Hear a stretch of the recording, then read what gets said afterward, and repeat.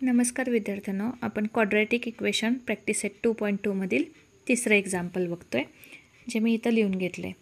आधीच्या दोन एक्झाम्पलमध्ये इथे नंबर नव्हता, आता मात्र इथं नंबर आहे. मग अशा वेळेस काय करायचं, हा नंबर आणि शेवटचा नंबर या दोघांचं इथं मल्टिप्लिकेशन करून घ्यायचं आणि जो मल्टिप्लिकेशनचा आन्सर येतं त्याचे फॅक्टर्स पाडायचे. इथं 26 आला, मग 26चे फॅक्टर 26 आणि 1 येतो, ज्याचे ॲडिशन आपल्याला 27 येते.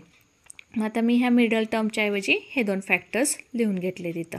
आता लिहून घेतल्यानंतर या दोघांचा एक ग्रुप आणि या दोघांचा एक ग्रुप बनवला. या दोघांच्यामधून आपल्याला कॉमन बाहेर काढायचं आहे, ते 2y निघालं आहे आणि इथे मी बॉक्समध्ये 2y² होता, त्यातला एक y बाहेर गेला, आतमध्ये 1 राहिला, प्लस 2नी 26ला डिवाईड केल्यावरती 13 राहिलं आणि हा y बाहेर आला होता. बॉक्स कंप्लीट केला, प्लसचं साईन केलं. आता या बॉक्समधून तर काहीच बाहेर येत नसल्यामुळे मी 1 लिहिला आणि परत आहे असा हा नंबर बॉक्समध्ये लिहून घेतला. आता हे दोन्ही बॉक्स इक्वल झाल्यामुळं मी एकदाच लिहून घेतले आणि परत हा नंबर आणि हा नंबरचा मी एक बॉक्स बनवला. आता वायची व्हॅल्यूज काढायची. y plus 13 is equal to 0.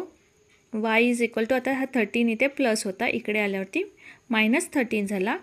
आता हा दुसरा बॉक्स मी इथं लिहून घेतला.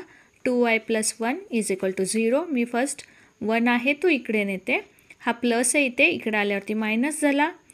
2y इज इक्वल टू -1 इथं लिहिलं, त्यामुळं y इज इक्वल टू, आता 2 आणि yच्या मध्ये इथं मल्टिप्लिकेशनचं साईन होतं. आता मला 2ला पण इकडे न्यायचं असल्यामुळं हा इथे मल्टिप्लाय आहे तो मी डिवाईड केला, म्हणून yची इथं व्हॅल्यू आली -1/2 आणि जे दोन्ही व्हॅल्यू मिळाल्यानंतर मी इथं फायनल आन्सर्स वर्ड्समध्ये लिहून घेतलेलं आहे.